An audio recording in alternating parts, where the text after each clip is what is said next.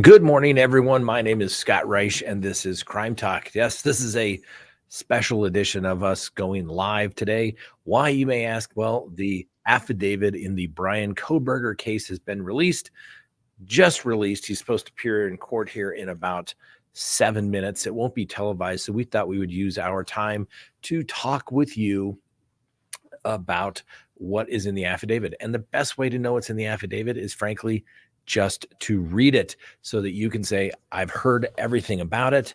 I know exactly what's there and what isn't there, and to avoid the speculation so you know exactly what's going on. So first thing, the court file has been released. So far, we have the probable cause order saying that Mr. Kohberger, probable cause has been found to arrest him. The warrant for his arrest stating that he will be on a no bond hold and committed to the Latah County Sheriff. We also have the criminal complaint and information, which alleges burglary in count 1. Count 2 is murder in the first degree for Madison Mogan. Count 3 is Kaylee Gonsalves. Count 4, Zaina Kernoble. And count 5 as it relates to the murder of Ethan Chapin. So those are the charges. Obviously, burglary is that somebody entered the residence of another with the intent to commit a crime therein. In this particular case, it's murder. All of these alleged to have occurred on November 13th of 2022. The elements of first-degree murder is they have to prove that Bryan Kohberger, on or about November 13th in Latah County, state of Idaho, did willfully, unlawfully, without legal permission or justification, deliberately, with premeditation, and with malice aforethought, kill and murder Kaylee Gonsalves, Zaina Kernoble, Ethan Chapin, and Madison Mogan. So let's get to the affidavit. It is a thick one, nothing like some of the long ones we've seen. Normally, the shorter they are, but this one, my quick perusal of it so far, looks like that pesky DNA on the sheath to the knife is what is going to get him. Let's go ahead and get started. This is Exhibit A to the affidavit. To the arrest warrant, statement of Brett Payne. The below information is provided by Brett Payne, who is a duly appointed, qualified, and acting peace officer within the county of Latah, state of Idaho. Brett Payne is employed by the Moscow Police Department in its official capacity or position of corporal and has been trained and qualified peace officer approximately 4 years. Corporal Payne is being assisted by members of the Idaho State Police and agents of the Federal Bureau of Investigation.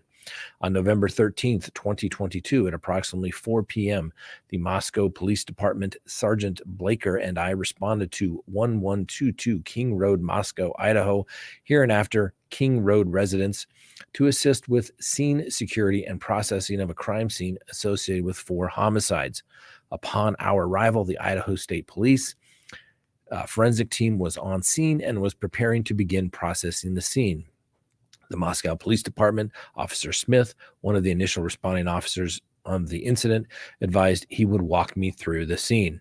Officer Smith and I entered the King Road residence through the bottom floor door on the north side of the building. Officer Smith and I then walked upstairs to the second floor. Officer Smith directed me down the hallway to the west bedroom on the first floor, which I later learned through Zaina's driver's license and other personal belongings found in the room was Zaina Kernoble, hereinafter Kernoble's room. Just before this room was a bathroom door on the south wall of the hallway. As I approached the room, I could see a body, later identified as Kernoble, laying on the floor.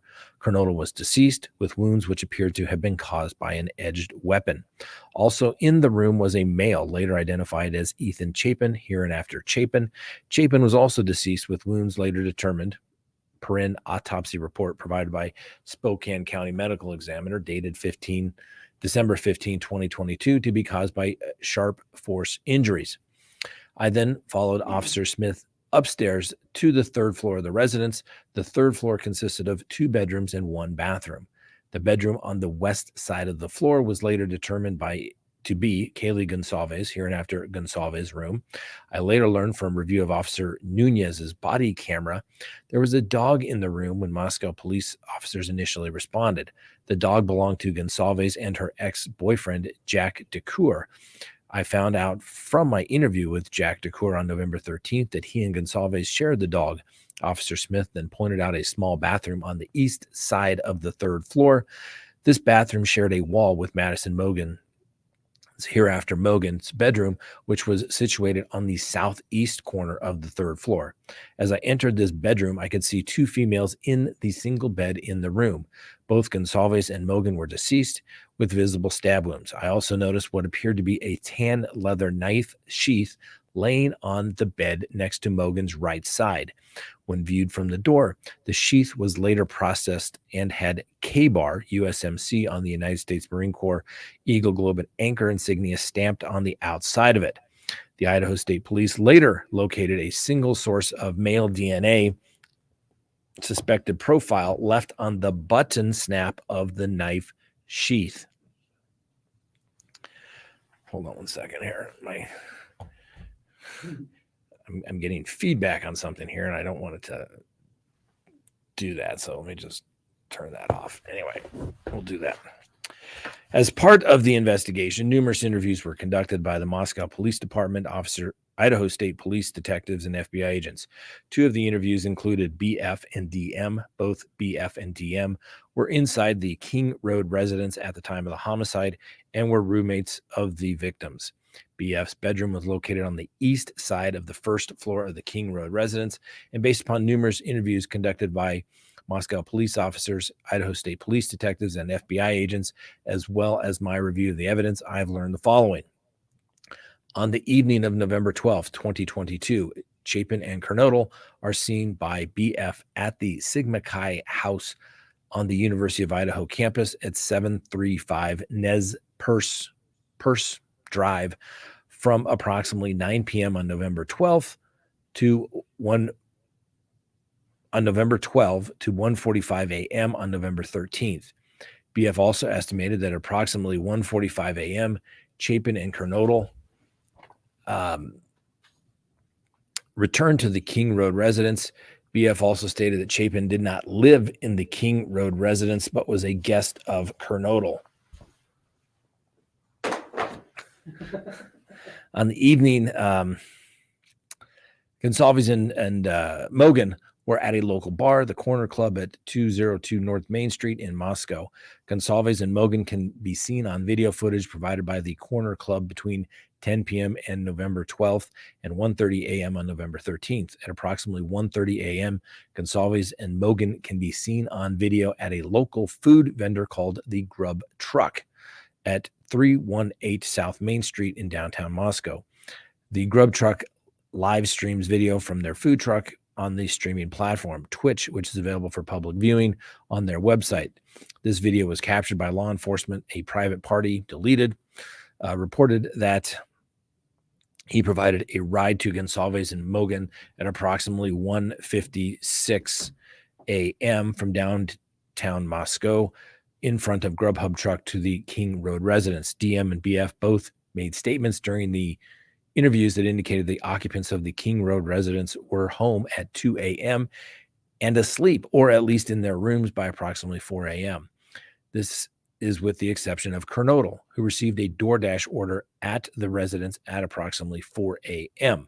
Law enforcement identified the DoorDash delivery driver who reported this information.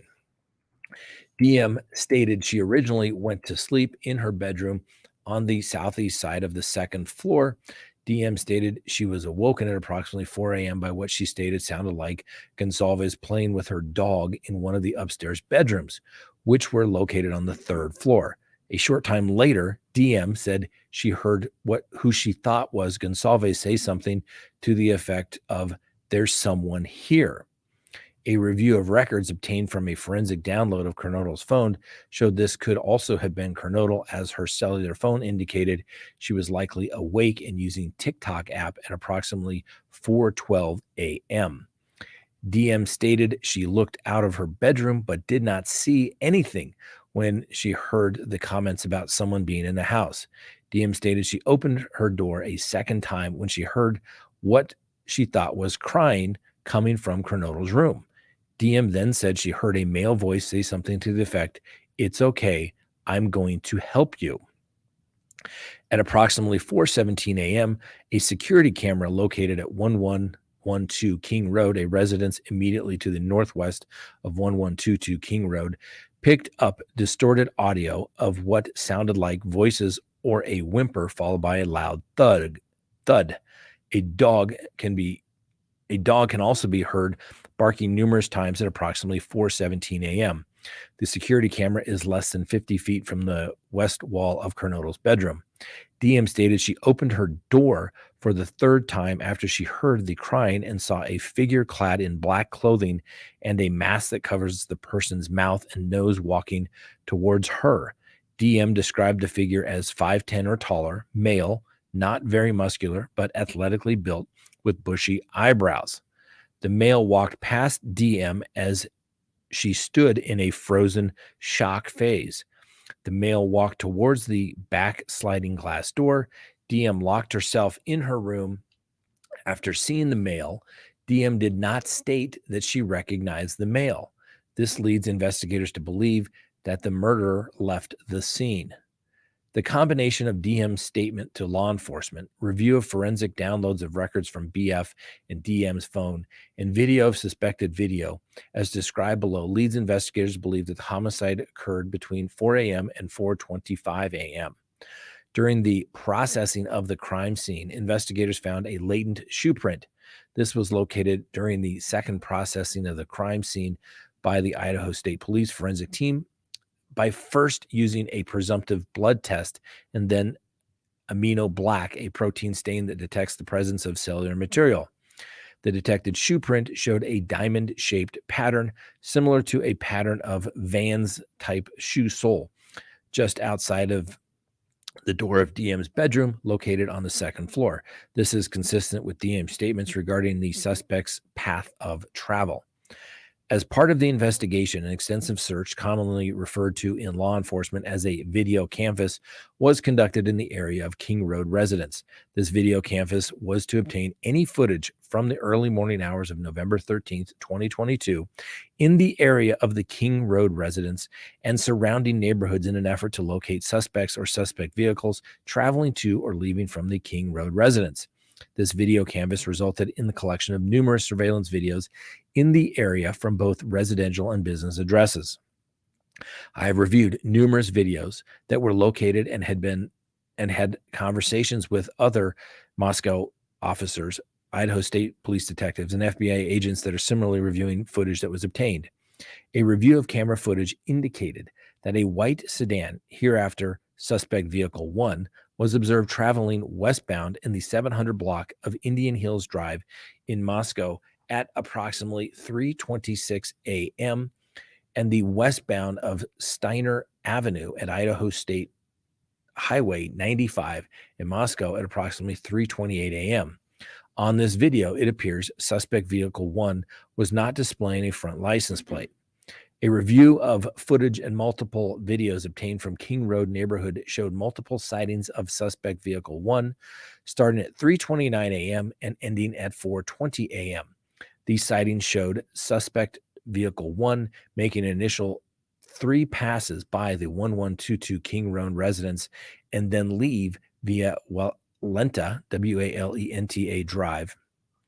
Based on my experience as patrol officer, this is a residential neighborhood with a very limited number of vehicles that travel in the area during the early morning hours.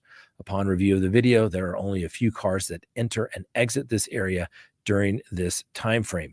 Suspect vehicle 1 can be seen entering the area 4 times.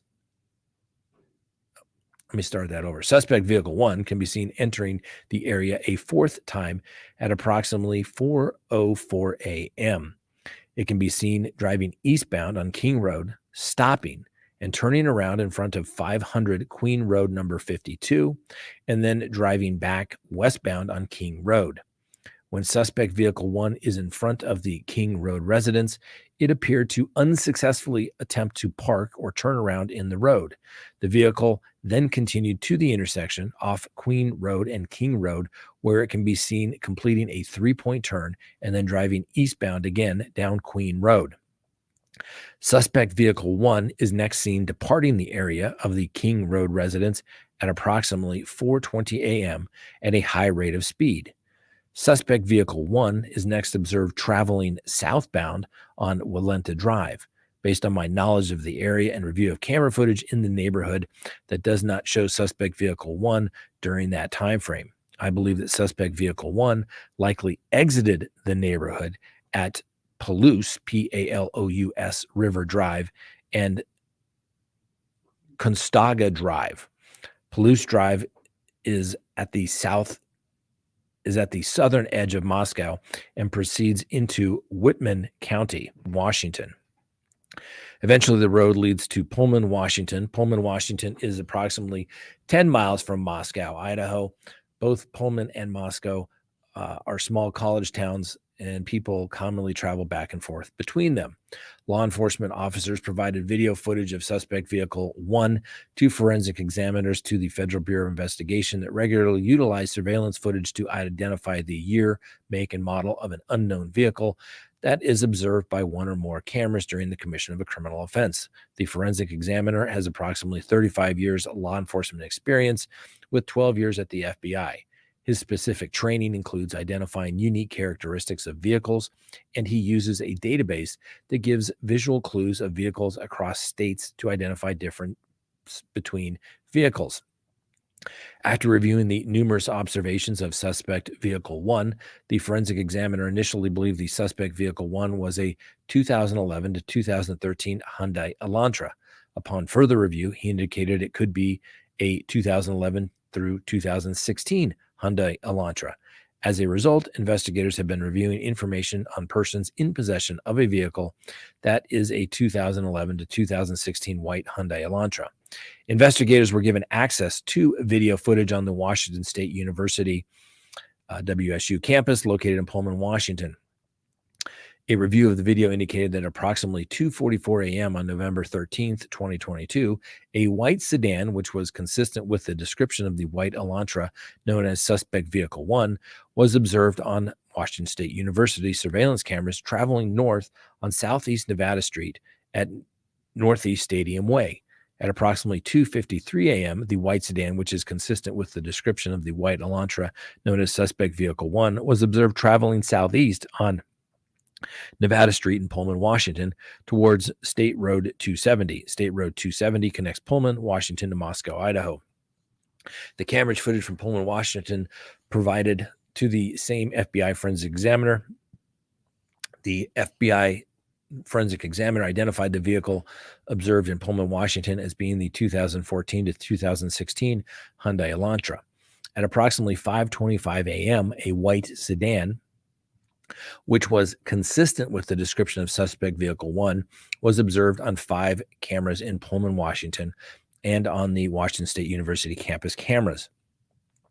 The first camera that recorded the white sedan was located at 1300 Johnson Road in Pullman. The white sedan was observed traveling northbound on Johnson Road. Johnson Road leads directly back to West Palouse River Drive in Moscow, which intersects with Constaga Drive. The white sedan was then observed turning north on Bishop Boulevard and northwest on State Road 270. At approximately 5:27 a.m., the white Elantra was observed on cameras traveling northbound on Stadium Way at Nevada Street, Stadium Way at Grimes Way, Stadium Drive at Wilson Road, and Stadium Way at Cougar Way. Then they have a little picture here that you can't really make out based upon the copy here, but it's the best we got. On November 25th, 2022, Moscow Police Department asked area law enforcement agencies to be on the lookout for a white Hyundai Elantras in the area. On November 29th at approximately 12:28 a.m., Washington State University police officer Daniel Tenego queried white Elantras registered at Washington State University. As a result of that query, he located a 2015 white Elantra with a Pennsylvania license plate LFZ 8649.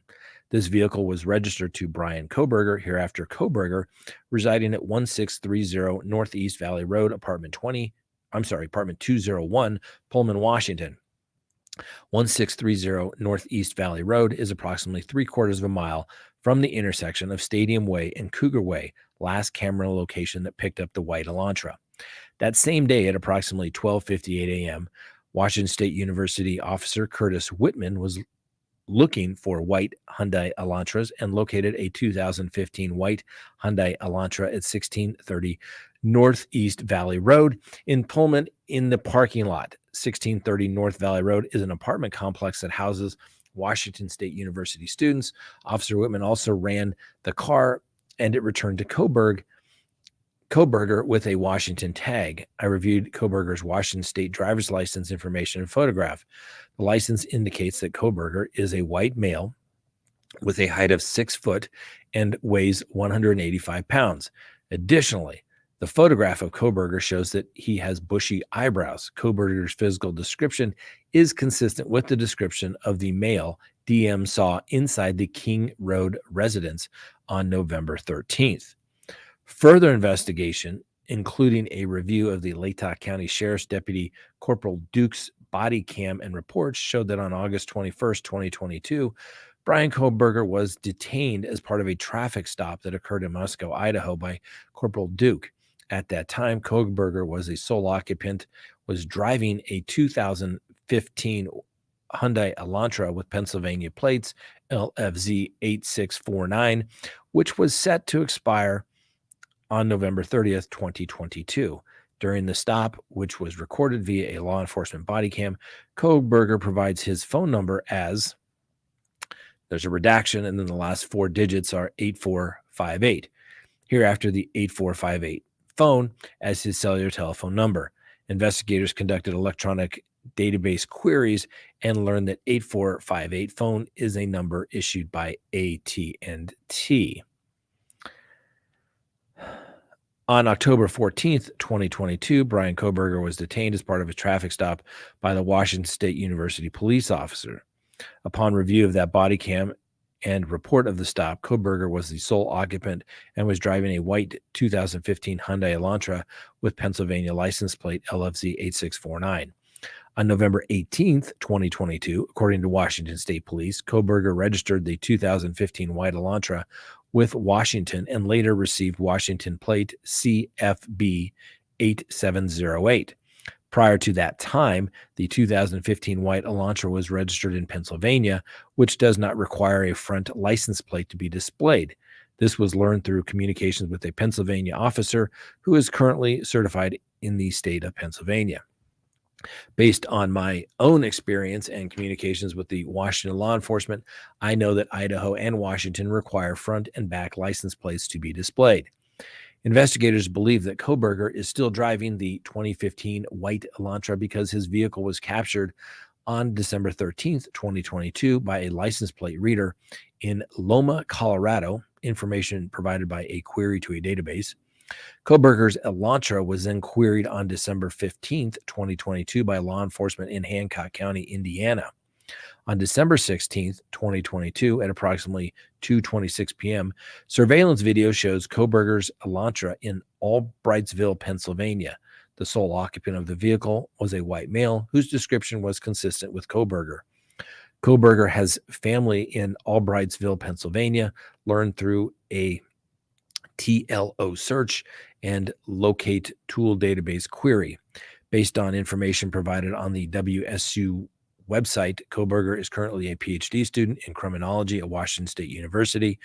Pursuant to records provided by a member of the interview panel for Pullman Police Department, we learned that Kohberger's past education included undergraduate's degree in psychology and cloud-based forensics. These records also show Kohberger wrote an essay when he applied for an internship with the Pullman Police Department in the fall of 2022. Kohberger wrote in his essay that he had interest in assisting rural law enforcement agencies with how to better collect and analyze technological data in a public safety operations. Kohberger also posted a Reddit survey, which can be found by an open source internet search. The survey asked for participants to provide information to understand how emotions and psychological traits influence decision making when committing a crime. As part of the investigation, law enforcement obtained search warrants to determine cellular devices that utilized cellular towers in close proximity to the King Road residence on November 13th of 2022 between 3 a.m. and 5 a.m. After determining that Kohberger was associated to both the 2015 white Elantra and the 8458 phone, investigators reviewed these search warrant returns. A query of the 8458 phone in these returns did not show the 8458 phone utilizing cellular towers resources in close proximity to the King Road residence between 3 a.m. and 5 a.m. Based upon my training experience and conversation with law enforcement officers that specialize in the utilization of cellular telephone records as part of investigations, individuals can either leave their cellular telephone at a different location before committing a crime or turn their cellular phone off prior to going to a location to commit the crime. This is done by subjects in an effort to avoid alerting law enforcement that a cellular device associated with them is in the particular area where a crime is committed. I also know that numerous occasions subjects will surveil an area where they intend to commit a crime prior to the date of the crime. Depending on the circumstances, this could be done a few days before or for several months prior to the commission of a crime. During these types of surveillance, it is possible that an individual would not leave their cellular telephone at a separate location or turn it off since they do not plan to commit the offense on that particular day. On December 23rd, 2022, I applied for and was granted a search warrant for historical phone records between November 12th at 12 a.m. and November 14th at 12 a.m. for the 8458 phone held by phone provider AT&T, approximately 24 hours preceding and following the times of the homicide. On December 23rd, 2022, pursuant to that search warrant, I received records for 8458 from the AT&T. These records indicated that the 8458 phone is subscribed to Bryan Kohberger at the address in Albrightsville, Pennsylvania, and the account has been open since June 23rd of 2022. These records also included historical cell site location information for the 8458 phone. After reviewing this information, I consulted with an FBI special agent that is certified as a member of the Cellular Analysis Team, also known as CAST. Members of CAST are certified with the FBI to provide expert testimony in the field of historical cellular analysis survey information. Cell site location information, and are required to pass extensive training that includes both written and practical examinations prior to being certified with CAST, as well as the completion of yearly certification requirements. Additionally, the FBI CAST special agent that I consulted with has over 15 years of federal law enforcement experience, which includes 6 years with the FBI. From information provided by CAST, I was able to determine estimated locations for the 8458 phone from November 12th, 2022 through November 13th, 2022, the time period authorized by the court. On November 13th at approximately 2:42 a.m., the 8458 phone was utilizing cellular resources that provided coverage to 1630 Northeast Valley Road, apartment G201, Pullman, Washington, hereinafter the Kohberger residence.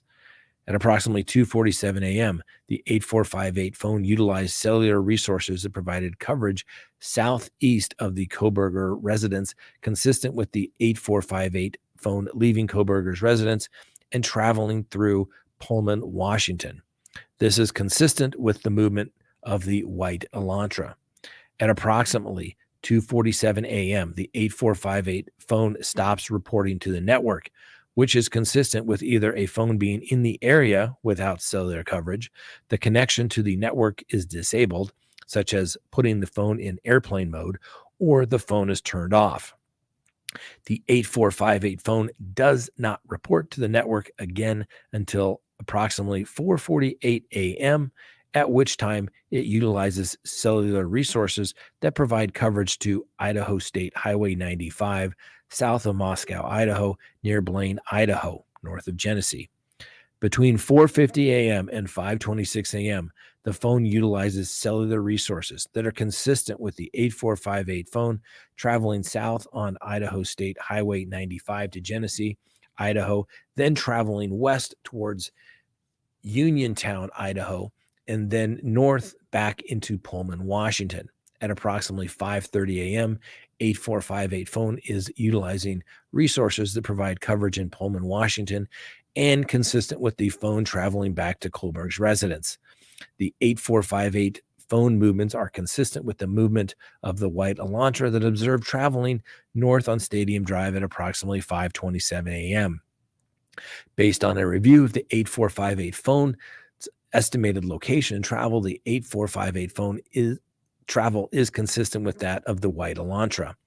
Further review indicated that the 8458 phone utilized cellular resources on November 13th, 2022, that are consistent with the 8458 phone leaving the area of Kohberger's residence at approximately 9 a.m. and traveling to Moscow, Idaho. Specifically, the 8458 phone utilized cellular resources that would provide coverage to the King Road residence between 9:12 a.m. and 9:21 a.m. The 8458 phone next utilized cellular resources that are consistent with the 8458 phone traveling back to the area of the Kohberger residence and arriving at the area at approximately 9:32. Below is a depiction, not to scale, of the possible route taken based off of cellular site locations. You can see the little description there. Investigators found that 8458 phone did connect to a cell tower that provides service to Moscow on November 14th, but investigators do not believe the 8458 phone was in Moscow on that date. The 8458 phone has not connected to any towers that provide service to Moscow since that date. Based upon my training experience and the facts of the investigation thus far, I believe that Kohberger, the user of 8458 phone, was likely the driver of the white Elantra that is observed during departing Pullman, Washington, and this vehicle is likely suspect vehicle 1.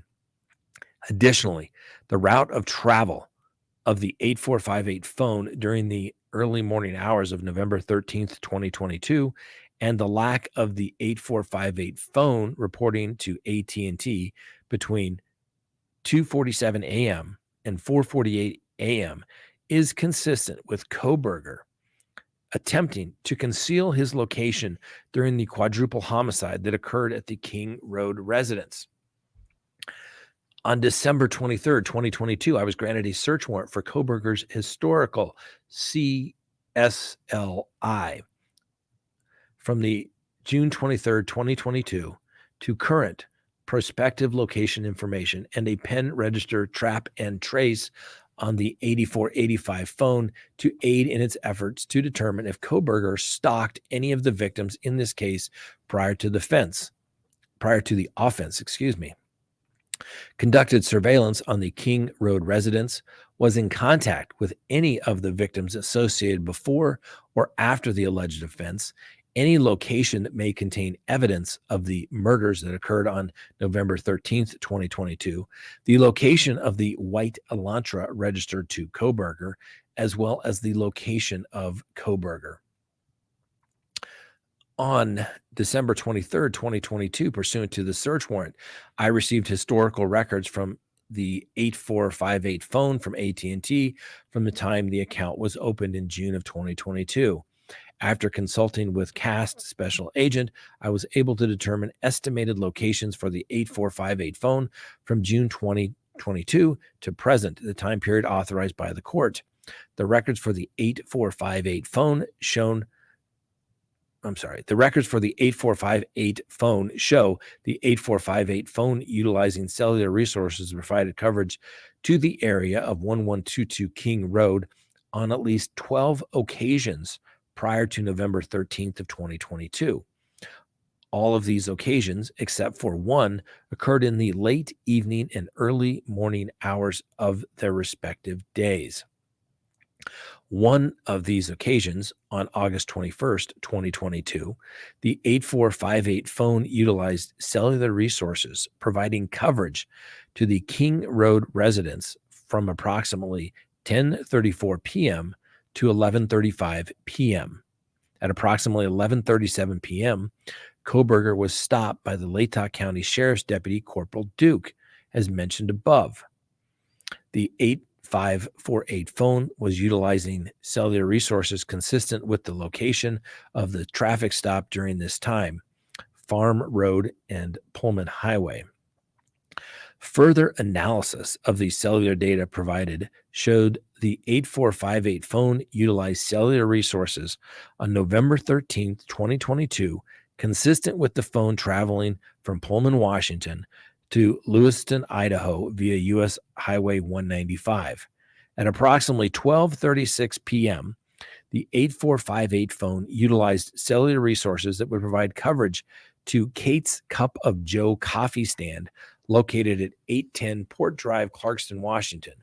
Surveillance footage from the U.S. Chef's store located at 820 Port Drive, Clarkston, Washington, with adjacent to Kate's Cup of Joe showed a white Elantra consistent with suspect vehicle 1 drive past Kate's Cup of Joe at a time consistent with the cellular data from the 8548 phone. At approximately 12:46 p.m., the 8458 phone then utilized cellular data in the area of Albertsons grocery store at 400 Bridge Street in Clarkston, Washington. Surveillance footage obtained from the Albertsons showed Kohberger exit the white Elantra consistent with suspect vehicle 1 at approximately 12:49 p.m. Interior surveillance cameras showed Kohberger walk through the store, purchase unknown items at the checkout, and leave at approximately 1:04 p.m. Kohberger's possible path of travel is depicted below. Additional analysis of the records for the 8458 phone indicated that between approximately 5:32 and 5:36 p.m., the 8458 phone utilized cellular resources that provide coverage to Johnson, Idaho. The 8458 phone then stops reporting to the network from approximately 5:36 p.m. to 8:30 p.m.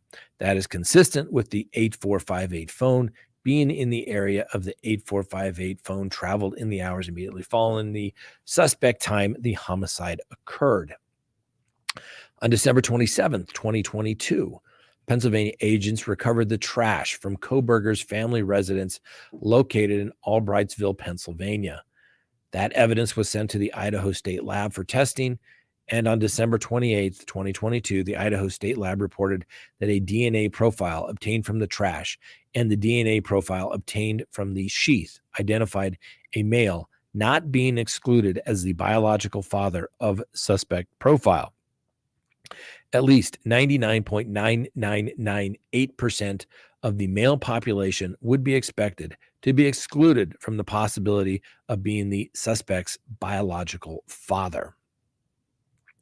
Based on the information, I am requesting an arrest warrant to be issued for Bryan C. Kohberger, date of birth November 21, 1994, for burglary at 1122 King Street in Moscow, Idaho, and 4 counts of murder in first degree for the murders of Madison Mogen, Kaylee Gonsalves, Zana Kernodle, and Etha Chapin. I declare under the penalty of perjury to the law of the state of Idaho that the foregoing is true and correct. Well, there you go. You have it right there. You didn't get a summary. You didn't get somebody's spin on it. You got it right there so that you can hear it for yourself. And you can say, yeah, I've read or I've had somebody listen to somebody read me everything in the affidavit. And obviously, the big information is going to be the DNA on the K-bar sheath. Now, we've talked about this. I've actually got a K-bar. When I was in the military, in the Marine Corps, everybody had a K-bar in the Marine Corps. It was like, I think they used to issue them in World War II. It was just a historical knife. And it has a sheath that you put the knife in. And at the top of the sheath, there's a little snap that goes so the knife doesn't fall out of the sheath or fall away from the body and get snagged on something. So there's a little button there. And so it's very interesting, one, that some physical evidence was left behind. And then, of course, then there's DNA on the sheath that they recovered. And they recovered that on the morning of the bodies being discovered. So they have that information.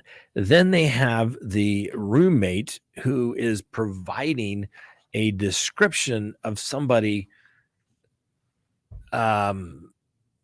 that they describe basically in the house. This is page 4 of the affidavit. So if you're reading along at home, it says DM stated she opened her door for the third time after she heard crying and saw a figure clad in black clothing and a mask that covered the person's mouth and nose walking towards her.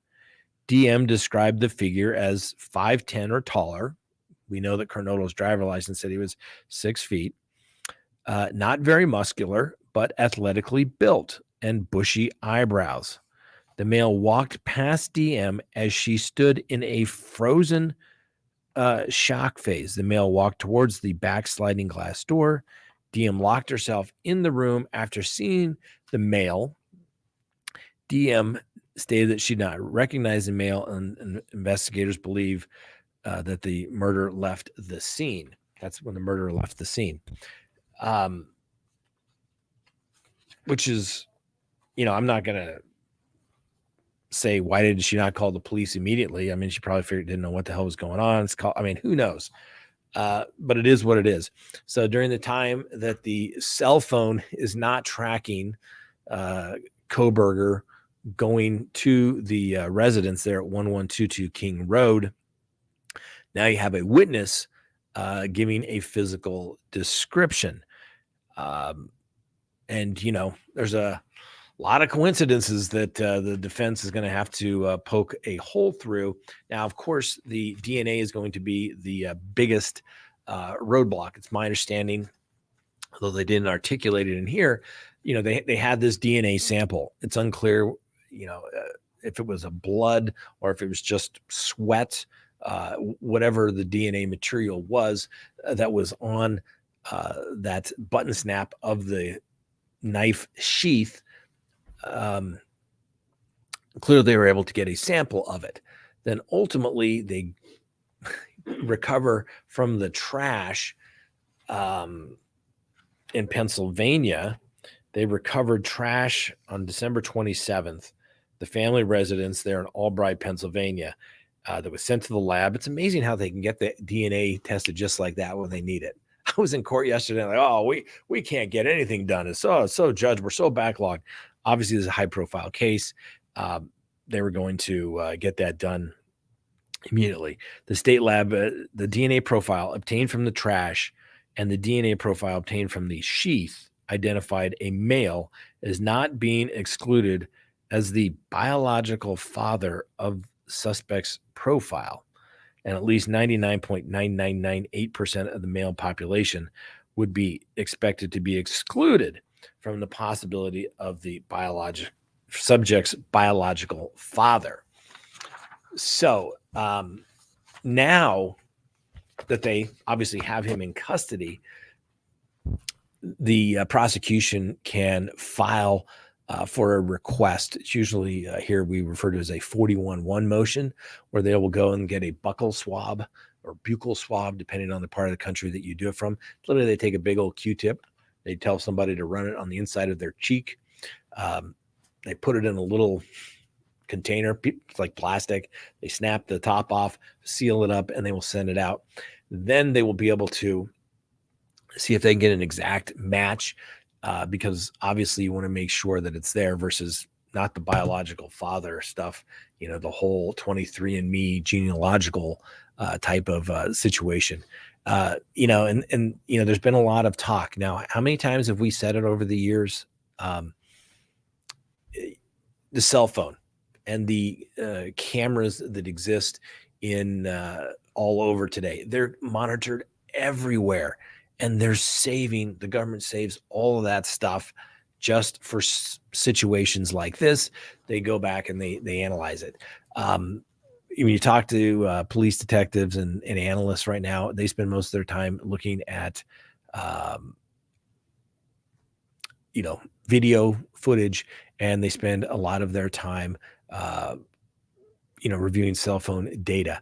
Now, what I did like, it was clearly noted in the affidavit for arrest warrant that they applied for these search warrants, and they were very limited in time and scope, which is good. And the reason why that's good is because Remember that pesky old Fourth Amendment thing, right? You can't just go asking for data. You can't go asking for access to somebody's phone and just start rummaging around doing it. It completely violates the Fourth Amendment. The United States Supreme Court has said so. You can't do it. So what are these officers doing? They're trying to get that data. Hey, we're just looking for the cell phone data for 24 hours before the murders and 24 hours after the murders. That's significant because that reduces the attack on the motion to suppress the cell phone data items that were recovered. If the officer had asked for, we want all cell phone data going back, from whenever the phone was hired, I think it was sometime in 2022 or 2020 when it was actually obtained. If they didn't have probable cause to say we need further reason to go back, it would be overly broad and that could be suppressed. And what does that mean? Then they couldn't use the cell phone tracking to show that what a coincidence. On the night of the murders, he just happened to have his cell phone off and it turned right back on during that little window. What a coincidence. The police also went back to previous traffic stops, and then they had the body cam videos to show, hey, this is the guy that's associated with this car. So if there's some sort of attack on, well, who else could have been driving? Because remember, in any criminal case, identification is the most important part of the case. They have to show ID. That's the most important part. That it was the defendant, not someone who looked like him, not someone using his identity, but it was actually him. I got something on my jacket here too. What is that piece of fuzz? Anyway, so they went to great lengths. So they got the DNA. They've got an ID by a witness. I mean, she can't go into court and say, that's the bad man that I saw, walking by the house. I'd be curious to see if they have searched his residence and they located some Vans footwear that they have a footprint on, or if that's just some random person. There was no real further mention of that other than the first indication when they went back for the second time, they found this footprint, but no indication that there was a match there. The biggest thing obviously is going to be the DNA. It's going to be the phone. It appears as though he's, hanging out by this house where these 4 college students reside there at 1122 King Road. I mean, if you live in Pullman, Washington, what are the odds? Unless you have some reasonable explanation like, oh, my good friend or my professor, my study partner lives just up the street. If there's not any good reason for that, it clearly looks like somebody's doing weird, creepy stuff, stalking somebody, dare I say. And obviously we'll give everybody the presumption of innocence. We're just reading the facts as outlined here in the affidavit for the arrest warrant. So the police, I be the first to admit it. I thought, they weren't gonna be able to get this solved. And then the very next day they said, hey, Scott, hold my beer. We got you. And they arrested Kohberger the following day. Now we've got the affidavit, pesky DNA. And how many times have I read this to you, ladies and gentlemen? Where is it? I'm telling you. This is the best quote. And this is what always gets them, right? They always leave something behind. This is from an FBI training manual. It's old. I'm sure it needs to be updated. But it says, wherever the criminal steps, whatever he touches, whatever he leaves, even unconsciously, will serve as silent witness against him. Not only his fingerprints or his footprints, but his hair, the fibers from his clothes, the glass he breaks, the marks he leaves, the paint he scratches, the blood he deposits or collects, all of those and much more bear mute witness against him. This is evidence that does not forget. It is not confused by the excitement of the moment. It is not absent because human witnesses are. It cannot perjure itself. It cannot be prejudiced by being influenced by suggestion, by falsely reinforced identity. It cannot be wholly absent. Only human failure to find it, study it, and understand it can diminish its value. And here we have Kohberger. What is speaking mute witness against him? DNA, the sheath. Now they don't have a knife, but they have a sheath that just happened to have his DNA on it. That's going to be a tough hurdle for most people to overcome unless, the defense comes up with some theory of how it was transferred. and somebody borrowed his car that particular evening, the defense has got to have some hurdles to come over here. Now, we don't have all the discovery, but the detectives laid it out pretty nice in the affidavit. Let's face it, everyone's always, well, there's going to be more. Probably not. This is the bulk of it. They have to put in all their good stuff. They don't get to hold it back. Clearly, the DNA is their good stuff. You got a witness potentially putting somebody with the same physical descriptions, his eyebrows, his height, his physical build at that residence. I wonder if he's ever owned a pair of vans. You've got the car speeding away, kind of tracing it back. His cell phone just coincidentally wasn't on during that time. And how many times have I said, it's going to be cell phone, man? It's going to be these Ring doorbells, surveillance cameras. It's nearly impossible to get away with it. And I hate to say it. I mean, I'm glad I get to say it, I guess, is that thank goodness, not that there's any good at anything about the situation, so I don't want to be taken out of context, but I guess we're lucky that there weren't two more homicides that took place that night. When the roommates basically see, or one of the roommates sees this guy, what's to stop him to going back in and taking care of that too? So fortunately, that did not happen. She's lucky. I'm sure the roommates, obviously, the trauma having to deal with their friends being killed, but let alone thinking, oh my gosh, that probably could have happened to them as well. Scary, scary stuff indeed. Now, we're going to have to wait and see. Obviously, he is going to be entitled, Mr. Kohberger is going to be entitled to a preliminary hearing. I would expect that more than likely to be set out several months because the prosecution is going to want to make sure they turn over all the discovery. The defense is going to need time to review the discovery. The defense is going to have to hire cell phone experts. The defense is going to have to hire DNA experts. They're going to go through this and see if any mistakes were made. Bottom line, that's pretty, that's really what the defense is going to come down to. It's going to come down to cell phone DNA. That's really what it boils down to. And unless the defense is going to be able to show, and I understand it's early, but it's going to depend upon those set of circumstances. Unless it's early and they can have just some plausible explanation for all of these things. Oh, that old K-bar sheath. Oh, I gave that to Joe, but it wouldn't surprise me if my DNA was on that sheath. There's going to be something crazy like, if there is something like that, that's the only thing I can think of.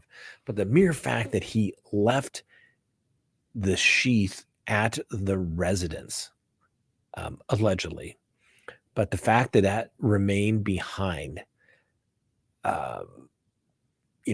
clearly, I wouldn't say clearly, I don't want to choose my words carefully, but it shows probably something went wrong, right?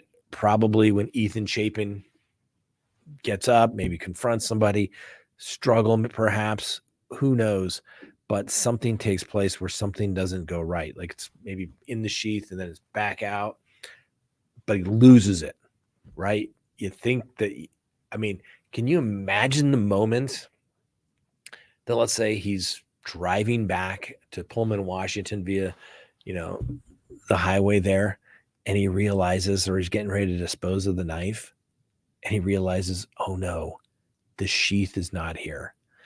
And obviously, as a criminology major working on his PhD, he's probably studied a few things. He obviously knows, hey, I should probably turn my cell phone off.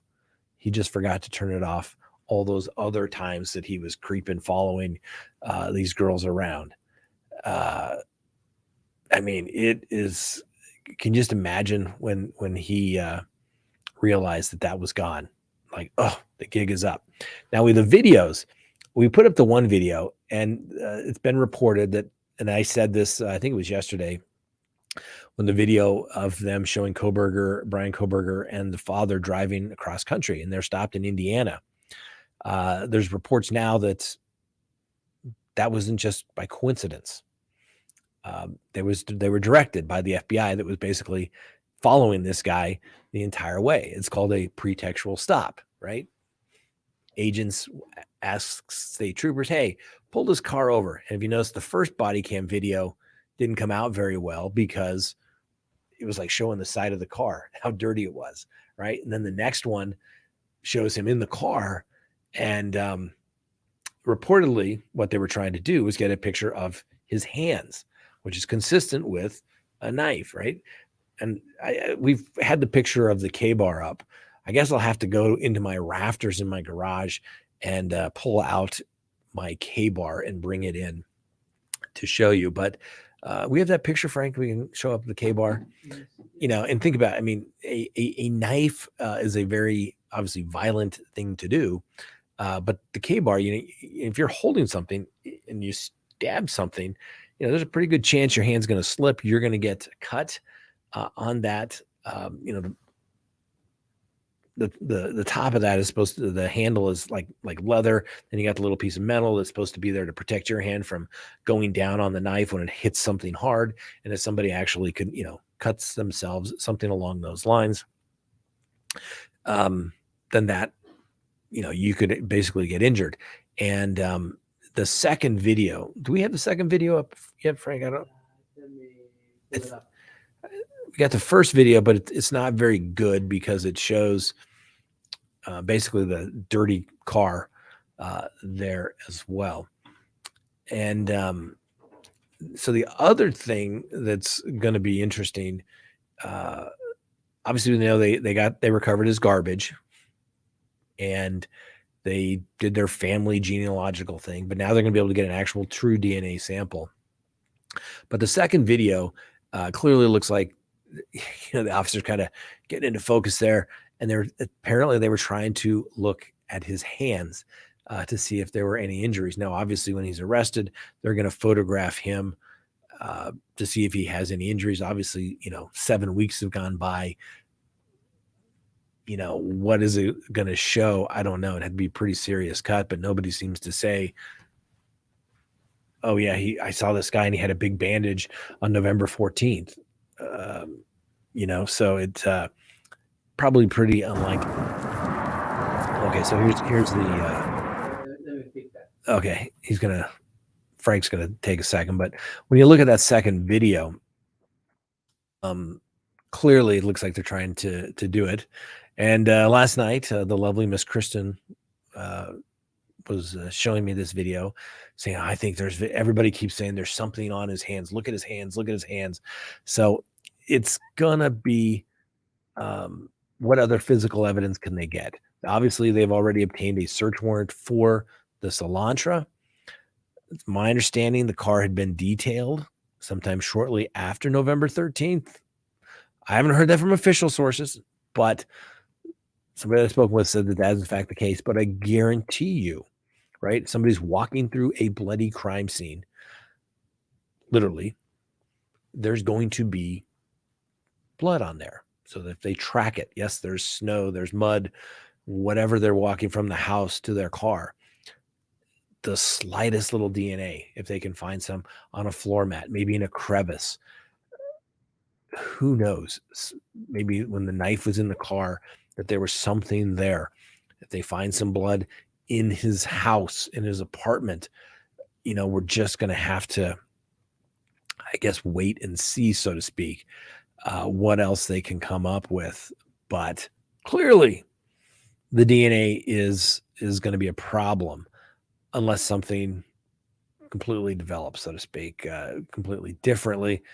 Oh, we having trouble with that, Frank? Yeah, give me 1 second. Okay. Sorry. Okay. Don't worry. We'll get it done.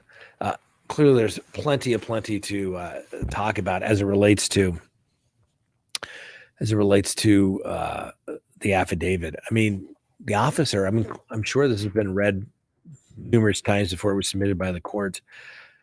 But referring to page 2, that they found this K-bar sheath and that they were able to recover a single source of male DNA left on the button of the snap of the knife sheath. Single person. That means not a mixture. Not,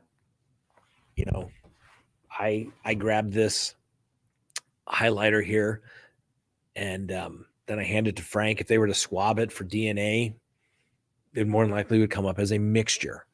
So the single source doesn't mean other people couldn't have touched it. It just means that they were able to recover a single source.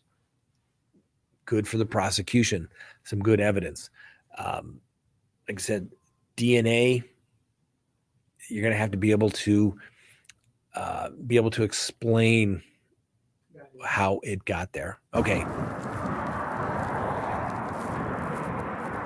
Hello. How you doing? How y'all doing today?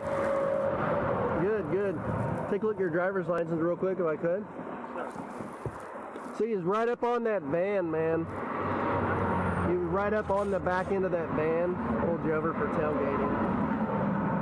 Is this your car? Okay. Cool. Where are you headed? Well, we're coming from WSU, and we're scanning early. What's WSU? Yeah, I go to university basically. They were listening to this incident that was occurring with the shooting incident. That is SWAT team and everything. So I'm having a hard time hearing you because of the traffic. So you're coming from Washington State University? Yeah. And you're going where? Oh. We're going to be going to Pennsylvania. Oh, okay. Yeah. So we're slightly punchy because we're driving for hours. Hours, days. Hours to drive. Well, Yeah. almost a day. Okay. And what did you say about some SWAT team thing? Or Yeah, something? there was a mass shooting and everything. We don't know if it was a mass Where? shooting. This was on the Christian shelter. Essentially, what ended up happening was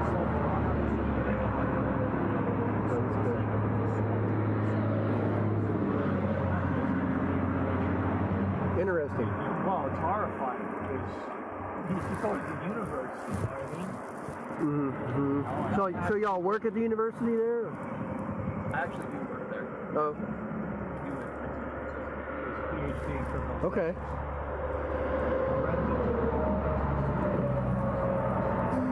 Okay.